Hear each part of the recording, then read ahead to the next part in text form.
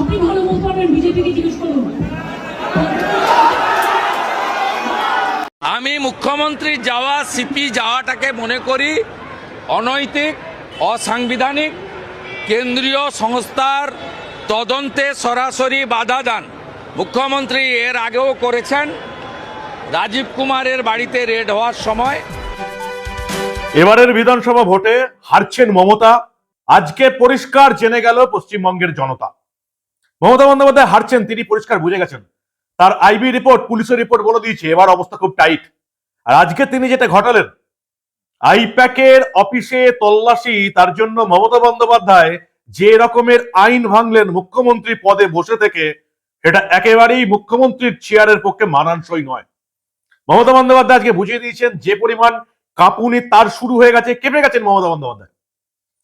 তার প্রধান কারণ হচ্ছে ন্যারেটিভস গুলো একে একে ভাঙতে শুরু করেছে। এটা হচ্ছে সবচেয়ে বড় কারণ। এই রাজ্যে সিপিএম এবং তৃণমূল বিজেপির বিরুদ্ধে দুটো বড় ন্যারেটিভ চালিয়ে আসতো। প্রথম ন্যারেটিভ, কেন্দ্রীয় সরকার চাইই না। এই ন্যারেটিভ চালিয়ে তৃণমূল এবং সিপিএম বিজেপিকে বিপদে ফেলে দিত। বঙ্গ বিজেপি নেতারা এতদিন এটাকে কাউন্টার করতে পারেননি। কেন্দ্রীয় সরকার চাইই না, বড় ন্যারেটিভ। কিন্তু এবারে একের পর এক কেন্দ্রীয় মন্ত্রী, কেন্দ্রীয় বিজেপির নেতারা এখানে এসে বৈঠক করে বঙ্গ বিজেপির নেতাদের, কর্মীদের একেবারে ভোটের অনেক আগে থেকে মাঠে নামিয়ে পরিষ্কার করে দিয়েছেন যে মোদী, অমিত শাহের লক্ষ্য এবার বাংলা। কারণ বাংলা না জিততে পারলে তাদের বৃত্ত সম্পূর্ণ হবে না। আপনারা প্রত্যেকেই জানেন শ্যামাপ্রসাদ মুখার্জির জনসংঘ থেকে বিজেপির উৎপত্তি। এই বাংলার নেতা ছিলেন, ফলে বাংলা জিততে না পারলে কোনোদিনই বিজেপির বৃত্ত সম্পূর্ণ হবে না। আর তাছাড়াও এই রাজ্যে পরিবর্তন দরকার। এই কারণেই সিপিএম এর 34 বছর, তৃণমূলের 15 বছর, 49 বছর আমরা কেন্দ্রীয় সরকারের বাইরে, 49 বছর কেন্দ্রের বাইরে থাকলে যা হবার তাই হয়েছে। এই রাজ্য একেবারে শেষের পথে। তারপরে তো তৃণমূলের চুরি, দুর্নীতি, চিটিংবাজি, শিক্ষকদের চাকরি চুরি, গরিব মানুষের কল পায়খানা, আবাসন চুরি, সব রকমের নিয়োগে চুরি, অনুপ্রবেশকারীদের আশ্রয় দিয়ে রাজ্যের ডেমোগ্রাফি বদলে দেওয়া, এগুলো তো আছেই। দ্বিতীয় একটা ন্যারেটিভ ছিল, আরএসএস চায় না। অদ্ভুত ন্যারেটিভ, যেগুলোর কোনো কারণ নেই। আর এবারে আরএসএস প্রধান মোহন ভাগবত বারবার এই কলকাতায় এসে বুঝিয়ে দিয়েছেন যে পশ্চিমবঙ্গের মানুষের যা মত, তারও তাই মত। পরিষ্কার বলেছেন, আপনারা যা ভাবছেন আপনাদের যা মত, আমারও তাই মত। এই রাজ্যে পরিবর্তন দরকার। এই রাজ্যে হিন্দুরা একেবারেই মমতা বন্দ্যোপাধ্যায়ের হাতে সুরক্ষিত নয়। ফলে কেন্দ্রীয় নেতৃত্ব এবং আরএসএস, এই দুটো ন্যারেটিভস আর এই রাজ্যে বঙ্গ বিজেপির বিরুদ্ধে তৃণমূল বা সিপিএম আর ব্যবহার করতে পারবে না। মমতা বন্দ্যোপাধ্যায় বুঝে গেছেন এবার হার নিশ্চিত। কারণ তিনি বুঝে গেছেন কোন সভ্য, স্বাভাবিক, শিক্ষিত মানুষের পক্ষে তৃণমূলকে ভোট দেওয়া কোনোদিন সম্ভব নয়। কোন হিন্দু বাঙালির তৃণমূলকে ভোট দেওয়া উচিত নয়। যে মমতা বন্দ্যোপাধ্যায়ের পুলিশ স্বয়ং মা কালীকে প্রিজন ভ্যানে চাপিয়ে দেয়, তাকে, সেই তৃণমূলকে ভোট দিতে হিন্দু বাঙালির হাত কাঁপবেই। তৃণমূলীরাও এবার তৃণমূলকে ভোট দেবে না। সেজন্য মমতা বন্দ্যোপাধ্যায় কেঁপে গেছেন। আইপ্যাকের অফিসে এবং আইপ্যাকের এখনকার যিনি কর্ণধার প্রতীক জৈনের বাড়িতে তল্লাশি চলছে, মমতা বন্দ্যোপাধ্যায় ছুটে চলে গেলেন। শুধু তাই নয়, আইপ্যাকের অফিসে ইডির তল্লাশি চলাকালীন মমতা বন্দ্যোপাধ্যায় বগলদাবা করে ফাইল নিয়ে বেরিয়ে এলেন। সম্পূর্ণ আইন ভাঙলেন রাজ্যের মুখ্যমন্ত্রী মমতা বন্দ্যোপাধ্যায়। সম্পূর্ণ অপরাধ করলেন রাজ্যের মুখ্যমন্ত্রী মমতা বন্দ্যোপাধ্যায়। অন্য যে কেউ হলে কোমরে দড়ি বেঁধে এতক্ষণ হাজতে থাকছেন।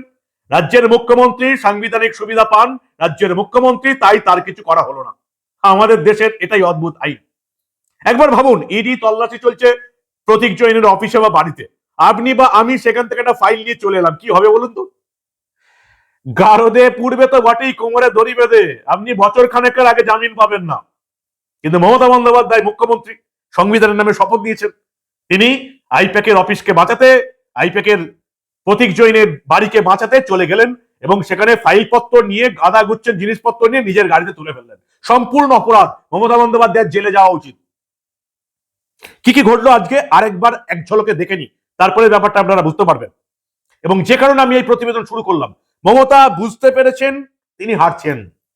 এবং তার জন্য যখন সাংবাদিকরা, বিশেষ করে রিপাবলিক বাংলার সাংবাদিকরা জিজ্ঞাসা করলো যে কয়লা চুরির টাকা আইপ্যাকে খেটেছে কিনা, তার জবাব মুখ্যমন্ত্রীর দেওয়ার কথাই নয়।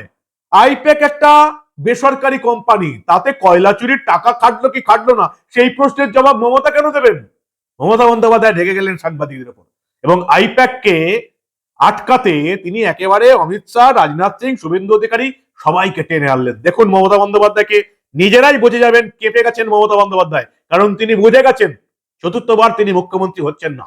তৃণমূল 2026-এর বিধানসভা ভোটে হারতে চলেছে আজকে প্রতিটা বাংলার মানুষ বুঝে গেল, বাংলার প্রতিটা মানুষ বুঝে গেল। দেখুন মমতা বন্দ্যোপাধ্যায়কে। আপনি ভালো বলতে পারবেন, বিজেপিকে জিজ্ঞেস করুন।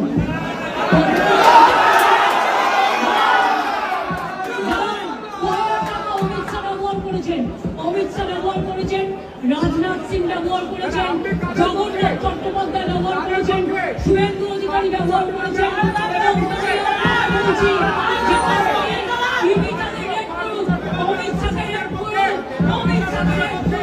শুভেন্দুকে রেড করুন, জগন্নাথ চট্টোপাধ্যায়কে রেড করুন, রাজনাথকে রেড করুন। Thank you so much, thank you so much, thank you so much. জয় বিজেপি বলুন, অবৈধ জয়। ধীরে ধীরে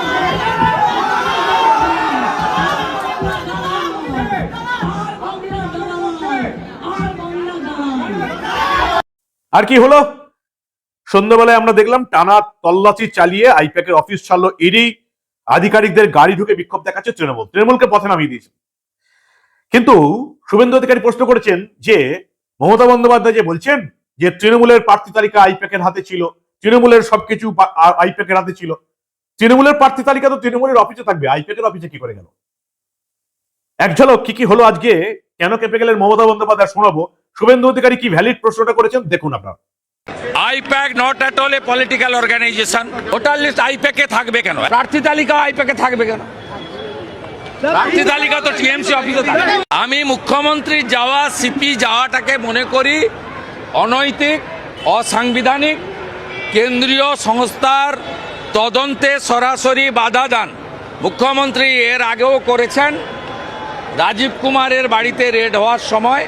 এরা মুখ্যমন্ত্রীর অভ্যাসের মধ্যে পড়ে, কিন্তু কেন্দ্রীয় তদন্তকারী সংস্থা তার যে সাংবিধানিক অধিকার আছে সেই অনুযায়ী যদি এই তৃতীয়বারেও এই মুখ্যমন্ত্রী এবং সিপির বিরুদ্ধে ব্যবস্থা না নেন তাহলে কিন্তু পশ্চিমবাংলায় ভুল বার্তা যাবে। এবং ইডি নিশ্চয়ই তার ক্ষমতা বলে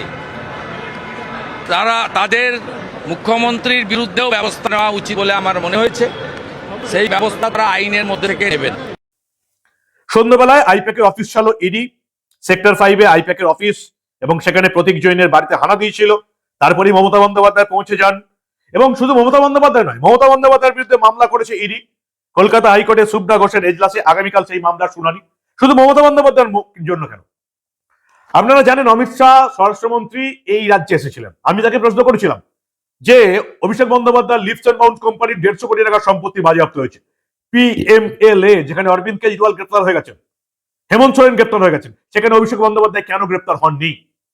এরপরে যদি কখনো অমিত শাহের সঙ্গে দেখা হয় তাহলে আমি অবশ্যই এই প্রশ্নটা করব যে যে সমস্ত আইপিএস অফিসাররা এই বাংলায় এসে দলদাস এবং চটিচাটাগিরি করছেন তাদের বিরুদ্ধে আপনি কবে ব্যবস্থা নেবেন? কলকাতার পুলিশ কমিশনার মনোজ ভার্মা পৌঁছে গেলেন কেন? ইডির রেডে মনোজ ভার্মা কি করছেন? ইডির রেডে রাজ্যের মুখ্যমন্ত্রী কি করছেন? ইডির রেডে তারপরে পৌঁছে গেলেন রাজ্যের ডিজি রাজীব কুমার। রাজীব কুমার কি করছেন? বিধাননগর পুলিশ কমিশনারেটের অফিসাররা ইডির রেডে চলে গেলেন, হস্তক্ষেপ করলেন কেন? এই রকমের যে আইপিএসরা যদি এরকম চটিচাটাগিরি করে তৃণমূলের হয়ে কাজ করে, ইডির রেডে বাধা দেয়, তাদের বিরুদ্ধে কেন্দ্রের স্বরাষ্ট্রমন্ত্রক কি ব্যবস্থা নেবে? পরের বার অমিত শাহের সঙ্গে যদি দেখা হয়, যদি প্রশ্ন তোলার সুযোগ পাই, নিশ্চয়ই আমি জিজ্ঞাসা করব কেন এই রাজীব কুমার এবং মনোজ ভার্মার বিরুদ্ধে, বিধাননগর পুলিশ কমিশনারেটের এই আইপিএস গুলোর বিরুদ্ধে ব্যবস্থা নেওয়া হবে না? প্রশ্ন থাকবে আমার। লাউডন স্ট্রিট প্রতীক জৈনের বাড়ি, মমতা বন্দ্যোপাধ্যায় পৌঁছে গেলেন। এর আগেও রাজীব কুমারের ক্ষেত্রে দেখেছি আমরা, রাস্তায় বসে পড়েছিলেন। 12টা থেকে তল্লাশি শুরু হলো প্রতীক জৈনের বাড়ি, কিন্তু মুখ্যমন্ত্রী গেলেন, তার গাড়ির পেছনে লোড করা হলো একাধিক ফাইল। ভয়ঙ্কর অপরাধ করলেন রাজ্যের মুখ্যমন্ত্রী মমতা বন্দ্যোপাধ্যায়, ভয়ঙ্কর অপরাধ, চূড়ান্ত লেভেলের অপরাধ করেছেন আজকে। সংবিধানকে মাটিতে মিশিয়ে দিয়েছেন তিনি। সংবিধানের নামে শপথ নিয়ে তিনি রাজ্যকে রক্ষার প্রতিশ্রুতি দিয়েছিলেন, সাংবিধানিক সংকট সৃষ্টি করবো না প্রতিশ্রুতি দিয়েছিলেন। তিনি সংবিধান রক্ষা করবেন, আইন কানুন রক্ষা করবেন প্রতিশ্রুতি দিয়েছিলেন। তিনি শুধু তৃণমূলকে রক্ষা করছেন। এরাই হচ্ছেন আমাদের রাজ্যের মুখ্যমন্ত্রী। এর পরেও, এত কিছু দেখার পরেও কোন শিক্ষিত, সভ্য, স্বাভাবিক, সুস্থ মানুষের তৃণমূলকে ভোট দেওয়া উচিত? আপনারা কি বলেন? ইডির রেড চলাকালীন আইপ্যাকের অফিস থেকে একাধিক ফাইল নিচে নামিয়ে মুখ্যমন্ত্রীর গাড়ির পিছনে লোড করা হলো। একটা সাদা গাড়ি চোখে পড়লো সাংবাদিকদের, সেখানে পশ্চিমবঙ্গ সরকারের বিভিন্ন দপ্তরের কাগজপত্র রয়েছে। পশ্চিমবঙ্গ সরকারের দপ্তরের সঙ্গে আইপ্যাকের কি সম্পর্ক? এই প্রশ্ন কিন্তু এবার তৃণমূলীরাই তুলতে শুরু করেছে। তৃণমূলীরা প্রশ্ন করছে যে মমতা বন্দ্যোপাধ্যায় বলছেন তৃণমূলের প্রার্থী তালিকা রয়েছে আইপ্যাকের হাতে, কেন আইপ্যাকের হাতে তৃণমূলের প্রার্থী তালিকা কেন থাকবে? এরপর আমরা দেখলাম মোহাম্মদ সেলিম, রাজ্য সম্পাদক সিপিএম এর, তিনি পরিষ্কার বলে দিলেন আইপ্যাকের মালিকানা বেনামে অভিষেকের হাতে এবং তৃণমূলের হাতে রয়েছে, এবং সেই জন্য এই তল্লাশি চলাকালীন মুখ্যমন্ত্রী মমতা বন্দ্যোপাধ্যায় আইপ্যাককে বাঁচাতে রাস্তায় নামলেন। কে বলছেন? তৃণমূলের রাজ্য সম্পাদক মোহাম্মদ সেলিম আজকে প্রেস কনফারেন্স করে বললেন যে স্কুল বন্ধ, কৃষক ফসলের দাম না পেলে তৃণমূল পথে নামে না, পরিযায়ী শ্রমিকরা আক্রান্ত হলে পথে নামে না, সেখানে একটা প্রাইভেট কোম্পানিতে হানা দিয়েছে ইডি, তার জন্য মমতা বন্দ্যোপাধ্যায় পথে নেমেছেন, গোটা তৃণমূলকে পথে নামিয়ে দিয়েছেন। মোহাম্মদ সেলিম বলছেন আইপ্যাকের মালিকানা বেনামে অভিষেক এবং তৃণমূলের হাতে। আমি জানি না মোহাম্মদ সেলিমের বিরুদ্ধে অভিষেক বন্দ্যোপাধ্যায় এবং তৃণমূল মামলা করবে কিনা। সাংবিধানিক পদের অপব্যবহার করে ফাইল ছিনতাই করলেন মমতা বন্দ্যোপাধ্যায়। অন্য যে কেউ হলে জেলে থাকতো, 1 বছরের আগে বেল হতো না। এখন ইডি মমতা বন্দ্যোপাধ্যায়কে জেলে পাঠাতে পারে কিনা সেটাই দেখার।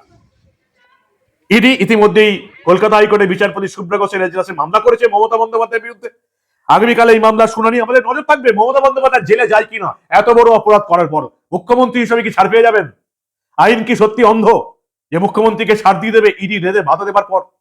আপনারা জানেন এই যে বিকাশ ভবনে যোগ্য চাকরি প্রার্থী যাদের চাকরি চলে গেছে, তারা যখন মিছিল করে পুলিশ তাদেরকে তুলে নিয়ে গিয়ে গারদে আটকে রাখে, জামিন হয় না, সরকারি কাজে হস্তক্ষেপ করেছে বলে। তাহলে মমতা বন্দ্যোপাধ্যায়কে কেন এবার তুলে গারদে পোড়া হবে না সরকারি কাজে হস্তক্ষেপ করার জন্য? সবচেয়ে বড় কথা একটা প্রশ্ন উঠবে যে ইডি কেন অতিরিক্ত বাহিনী নিয়ে গেল না? শেখ শাহজাহানের বাড়িতে গিয়ে মার খাওয়ার পরেও ইডির কেন চৈতন্য হলো না? ইডির যদি চৈতন্য হতো তাহলে এই যে মনোজ ভার্মা, রাজীব কুমার, মমতা বন্দ্যোপাধ্যায় এরা কি করে রেড চলাকালীন প্রতীক জৈনের বাড়িতে ঢুকতে পারলেন? ইডি আধিকারিকদের কৈফিয়ত দিতে হবে। মমতা বন্দ্যোপাধ্যায় ঢুকলো কি করে? মনোজ ভার্মা ঢুকলো কি করে? রাজীব কুমার ঢুকলো কি করে? আপনারা কি করে ঢুকতে দিলেন? ঘাড় ধরে কেন বার করে দিলেন না? রাজীব কুমার, মনোজ ভার্মা, মমতা বন্দ্যোপাধ্যায়কে ঘাড় ধরে নিজেদের রেড থেকে কেন বার করে দিলেন না? ইডির কাছে প্রশ্ন উঠবে। এবং আমরা দেখলাম যে পদের অপব্যবহার, মমতা বন্দ্যোপাধ্যায় পদের অপব্যবহার করছে, এটা নতুন কি? এবার এটা বাংলার মানুষকে দেখতে হবে, জেগে ঘুমিয়ে থাকা বাংলার ভোটারদের দেখতে হবে মমতা বন্দ্যোপাধ্যায় কতটা নোংরামি করতে পারেন সংবিধানের নামে শপথ নিয়ে। একটা সাংবিধানিক সংস্থা একটা বেসরকারি কোম্পানির অফিসে তদন্ত করতে গেছে, রেড করছে, মমতা বন্দ্যোপাধ্যায় তাদেরকে বাঁচাতে হাজির হয়ে গেলেন। এত বড় অপরাধ বাংলার মানুষের ঘুম ভাঙাবে কিনা সেটাই এখন আমাদের দেখার। মুখ্যমন্ত্রী চলে যাচ্ছে, সিপি চলে যাচ্ছে, ডিজি চলে যাচ্ছে, মুখ্যমন্ত্রীর বিরুদ্ধে মামলা হয়েছে। এখন দেখি স্বরাষ্ট্র মন্ত্রক এই রাজীব কুমার এবং মনোজ ভার্মা এবং বাকি আইপিএসদের বিরুদ্ধে কি ব্যবস্থা নেন। মমতা বন্দ্যোপাধ্যায় একটা সবুজ ফাইল, নানা রকমের ফাইল গাড়িতে বোঝাই করে চলে এলেন। ভয়ঙ্করতম অপরাধ করলেন মমতা বন্দ্যোপাধ্যায়। এই অপরাধের শাস্তি তার পাওয়া উচিত, নাহলে আইন, কানুন, সংবিধান এসব দেখে এবার মানুষ হাসবে। Collect all of our party hard disk, the candidate list, the party strategy, the party plan. Is it the duty of the ED and Amit Shah, the nasty home minister, the naughty home minister who cannot protect the country, and he's taking away all my party documents? If I raid the BJP party office, what will be? What will be the result? They didn't have any guards. One side the SIR case, they're deleting all the names of the Bengal people. More than 2 crore people, 1.5 crore people are being called, 54 lakhs are being deleted without any asking their details. They are using WhatsApp only, and because of election they are collecting all my information of my party. देखो मैंने सब लेके आया, because I rang up Pratik, because he is the in charge of my party. So my hard disk, see, phone, hard disk, all they are collecting, and they have already attacked my IT office also. In fact, sector 5, I am going there also. যদি মমতা বন্দ্যোপাধ্যায় এই কাণ্ডে শাস্তি না পায় তাহলে ভারতের সংবিধান আইন কানুন দেখে সাধারণ মানুষ হাসবে, সাধারণ মানুষ আবার নিজে আইন তুলে নেবে যদি মমতা বন্দ্যোপাধ্যায় এই কেসে তার অপরাধী তাকে সাব্যস্ত করে দোষী করা না হয়, তাকে জেলে পাঠানো না হয়। এবং তারপর আমরা দেখলাম প্রতীক জৈন ইডির বিরুদ্ধে থানায় অভিযোগ করে দিলেন, শেক্সপিয়ার তর্নি থানায় ইডির বিরুদ্ধে অভিযোগ করে দিলেন প্রতীক জৈন। কি করবে? একটা দিল্লিতে মামলা চলছে, কয়লা পাচার মামলা, সেখানে আইপ্যাকের নাম আছে, সেই মামলায় রেড হয়েছে, কিছু করতে পারবে না শেক্সপিয়ার তর্নি থানায়। শুধু ইডি আধিকারিকদের, কলকাতায় থাকা ইডি আধিকারিকদের ভয় পাওয়ানোর জন্য আইপ্যাক মামলা করে দিল, সেই মামলায় আবার তৃণমূল শরিক হয়ে গেল। তৃণমূল বনাম ইডি, এখন এই তৃণমূলকে ভোট দেবেন আপনারা? অন্যদিকে একটা বড় ঘটনা ঘটেছে আজকে। আজকে জেপি নাড্ডা এসছেন, সর্বভারতীয় সভাপতি বিজেপির। তিনি একটা বেসরকারি হোটেলে নিজেদের বিজেপির কোর কমিটির বৈঠক চলছিল, নিজেদের কার্যকর্তাদের নিয়ে বৈঠক করছিলেন। সেখানে হঠাৎ করে পৌঁছে গেলেন মুখ্যমন্ত্রীর একজন নিরাপত্তা আধিকারিক, ডিআইজি নিরাপত্তা আইপিএস সুমিত কুমার। সেখানে ঘোরাফেরা করলেন, চারপাশে দেখলেন, তারপরে চলে এলেন। সাংবাদিকরা জিজ্ঞেস করলো এই আইপিএস সুমিত কুমারকে কি করতে এসেছিলেন? না, ওই একজনকে খুঁজতে এসেছিলাম। কাকে খুঁজতে এসেছিল?